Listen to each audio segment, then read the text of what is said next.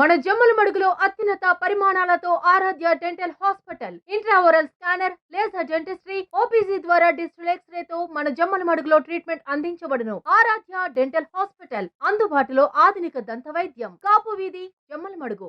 అల్మాస్పేటలో అల్లర్లు చూస్తే స్పష్టంగా వైసీపీ వాళ్ళు అంజద్ బాషా అనుచరులు ఈ కుట్రలో పాల్గొన్నట్టు స్పష్టమైన ఆధారాలు పోలీసులకు అందినాయి. కేవలం ఒక హిందూ ముస్లిం గొడవలు సృష్టించి కడపలో లబ్ధి పొందకుండా ఇది రాష్ట్ర వ్యాప్తంగా తీసుకుపోవాలనే దానికే కుట్ర ఇది. పోలీసులు వాళ్ళలో ఒకసారి చూస్తే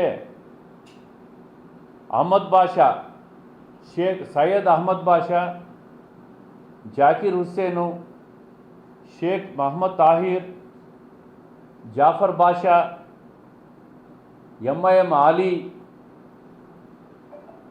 సయ్యద్ జయద్, ఆ హోటల్ ఏదో ఉంది అతనికి, షేక్ ఆరిఫుల్లా, వీళ్ళంతా కూడా స్పష్టంగా అంజద్ బాషా అనుచరులు. వీళ్ళే జనాన్ని తరలించినారు, వీళ్ళే గొడవలకు సృష్టికర్తలు.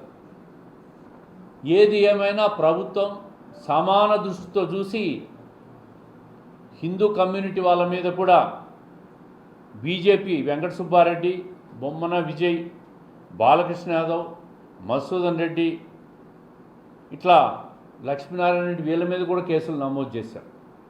ప్రభుత్వానికి అందరూ సమానమే. ఎవరు చట్టాన్ని ఉల్లంఘించినా చట్టం తన పని తాను చేసుకుపోతుందని చెప్పి పోలీసులు ఈరోజు రెండు వైపుల కేసులు కట్టారు. ఇన్వెస్టిగేషన్లో మాత్రం స్పష్టంగా వైసీపీ వాళ్ళ హస్తం ఉన్నట్టే వచ్చింది.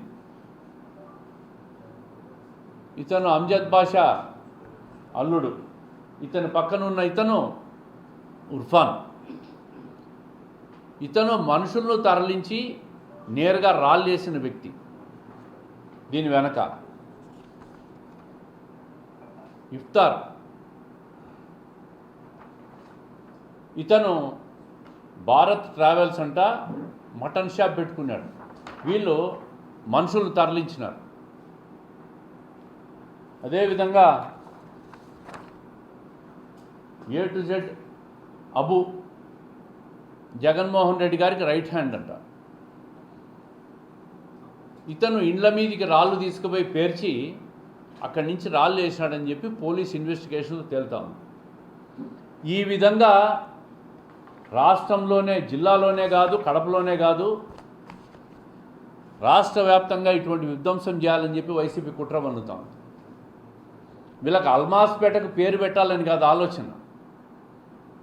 దాన్ని ముందు పెట్టుకొని వెనక ఘర్షణలు తీసుకొని రావాలా,